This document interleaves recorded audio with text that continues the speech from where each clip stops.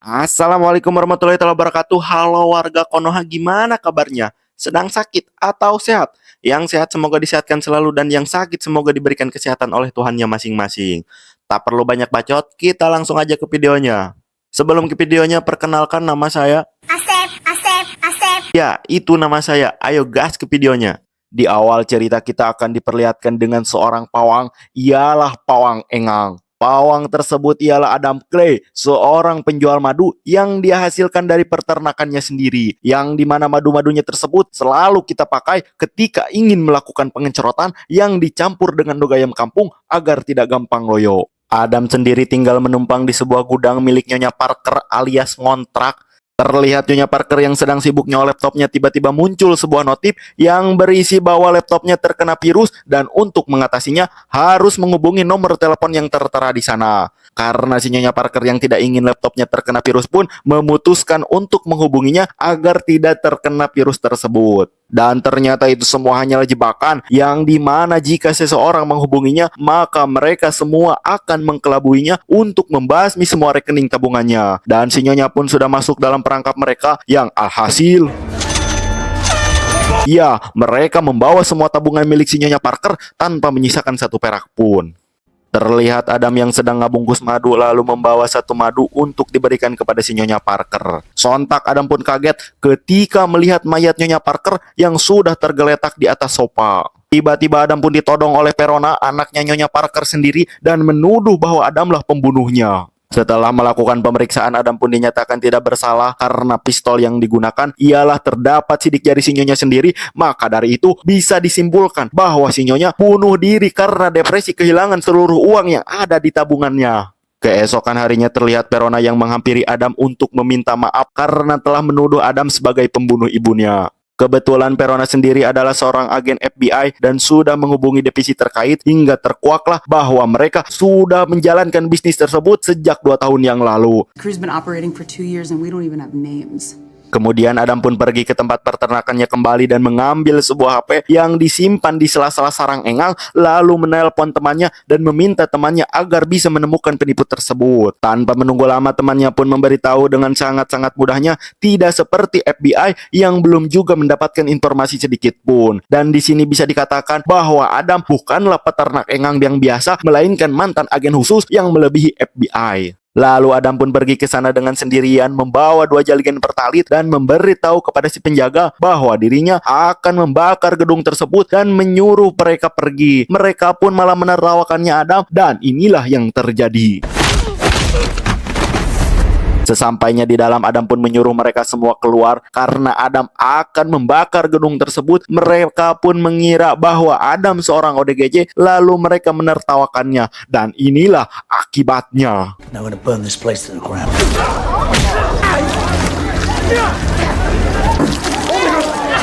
Kemudian muncullah seorang manajer yang bernama Garnet dengan membawa banyaknya pasukan yang mengharuskan Adam bertarung terlebih dahulu sebelum menghancurkan gedung tersebut.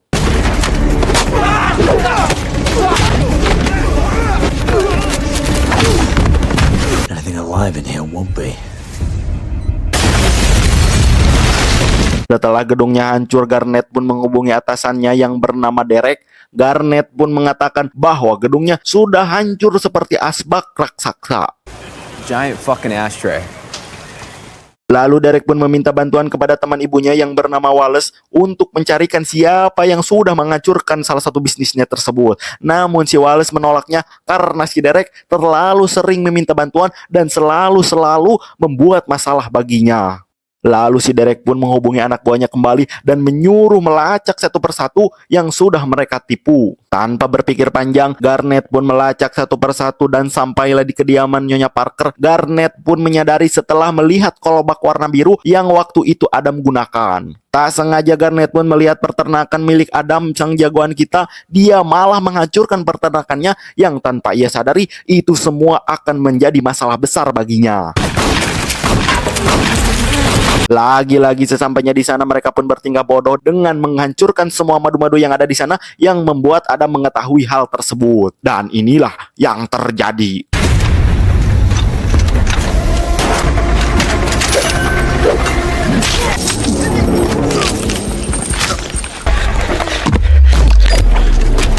Setelah semua pasukan Garnet tumbang karena Adam yang masih baik hati pun memutuskan untuk tidak membunuh si Garnet, melainkan Adam memotong jari jemarinya si Garnet lalu meninggalkannya. Cerita berpindah ke Perona yang sedang melakukan investigasi di sebuah gedung yang Adam ledakan. Kemudian Perona menerima kabar bahwa rumahnya juga ikut terbakar dan ditemukan 3 mayat di sana. Perona pun menyadari bahwa ini semua ada sangkut pautnya dengan si peternak lebah. Apparently your mother's house is on fire too, and some other Terlihat di saat jembatan itu terbang, Garnet pun menghubungi bosnya untuk melaporkan bahwa dirinya gagal. Namun tiba-tiba ya, datanglah Adam dan mengikat Garnet dengan mobilnya. Dan disinilah kita bisa tahu bahwa umur Garnet tidak akan lama lagi. Kemudian Adam pun membawa HP si Garnet yang masih terhubung dengan si Derek. Adam pun mengatakan kepada si Derek bahwa cepatlah urus warisan sebelum ajal menjemputmu. I'm about to show you. Terlihat Derek yang mengadu kembali ke si Wallace dan berharap si Wallace bisa membantunya, yang dimana Wallace sendiri ialah mantan direktur CIA. Karena Wallace merasa kasihan, dia pun memutuskan untuk membantunya. Lalu si Wallace pun menghubungi ketua CIA sekarang untuk mencarikan siapa Adam Clay sebenarnya. Dan disinilah terbuktilah bahwa Adam Clay seorang mantan agen khusus yang melebihi FBI bernama Beekeeper. Si Wallace pun merasa gemper karena orang yang dihadapinya seorang mantan agen khusus yang belum pernah gagal dalam menjalankan misinya. Wallace pun menyuruh ketua CIA agar meminta Beekeeper lainnya untuk memburu Adam Clay. Cerita berpindah ke Adam yang sedang ngisi pertamax, tiba-tiba didatangi oleh Beekeeper lainnya dan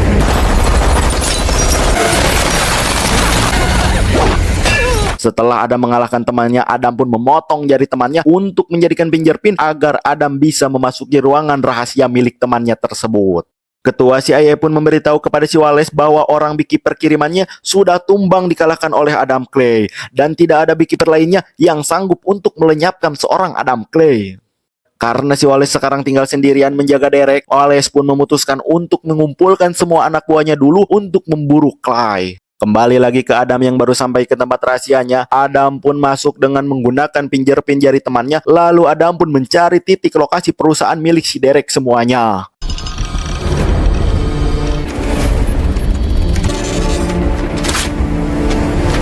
Terlihat Perona yang sedang rapat di kantor FBI. Mereka pun membicarakan lokasi yang akan Adam hancurkan selanjutnya. Dan tanpa berpikir panjang, si direktur pun menyuruh anggotanya untuk pergi ke lokasi tersebut.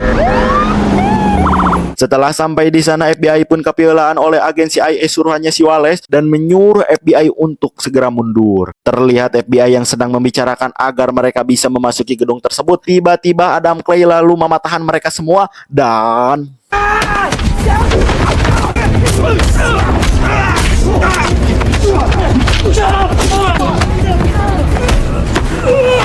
setelah itu Adam pun masuk ke gedung tersebut dan bergabung dengan karyawan di sana lalu ikut kekeprok. Tiba-tiba Adam diketahui oleh agen CIA dan disinilah aksi baku hantam pun dimulai.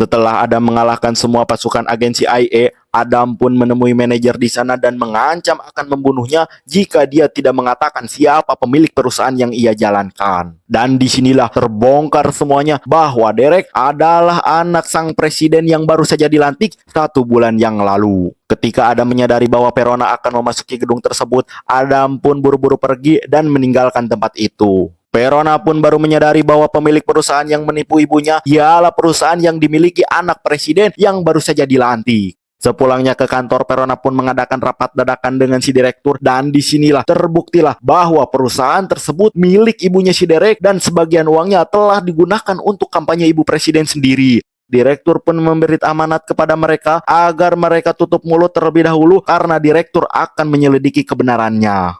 Kembali lagi ke Adam yang diam-diam memasuki kawasan acara presiden yang dijaga oleh banyaknya pasukan termasuk Perona sendiri. Terlihat Adam yang diam-diam masuk lewat gorong-gorong lalu memasuki mobil tentara bayaran suruhannya si Wallace di saat sedang melakukan pemeriksaan. Setelah Adam berhasil menyamar menjadi salah satu penjaga di sana, Adam pun diam-diam menempelkan satu persatu bom di sebuah mobil para penjaga di sana.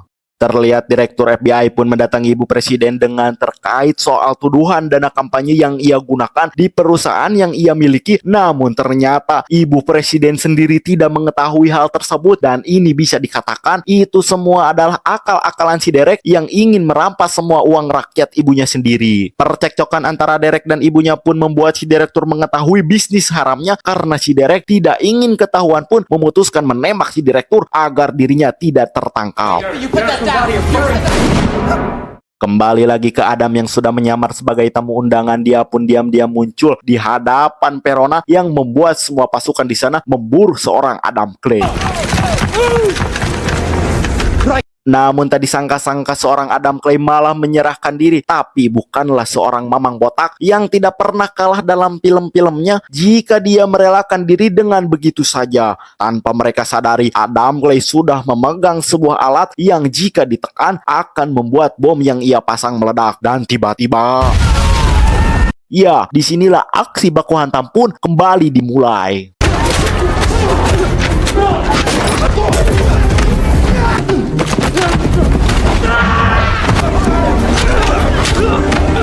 Setelah Adam Clay mengalahkan semuanya, sampailah di atas, Adam pun dihadang oleh tentara bayaran yang mengharuskan Adam membogemnya terlebih dahulu.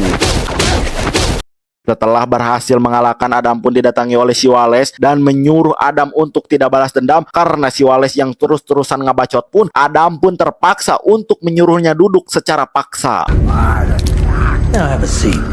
Ketika Adam masuk ke dalam ruangan presiden, dan dengan bodohnya entah apa yang dipikirkan oleh si Derek malah menyandra ibunya sendiri. Tiba-tiba Perona pun datang dengan menodongkan senjatanya ke Adam. Namun tiba-tiba,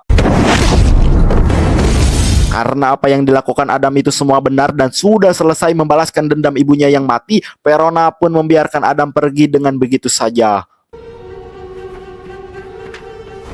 Film pun tamat dengan diakhiri Adam Clay yang berhasil menegakkan keadilan seadil-adilnya. Kisah yang bisa diambil dari film tersebut: ingat, tegakkan keadilan meski engkau seorang peternak bebek. Mohon maaf sebesar-besarnya jika ada kata-kata yang tidak enak masuk ke dalam hati. Mohon dimaafkan, karena ini hanyalah konten hiburan untuk menghibur seluruh warga Konoha. Saya Asep, pamit undur diri. Sampai bertemu di film adrenalin selanjutnya.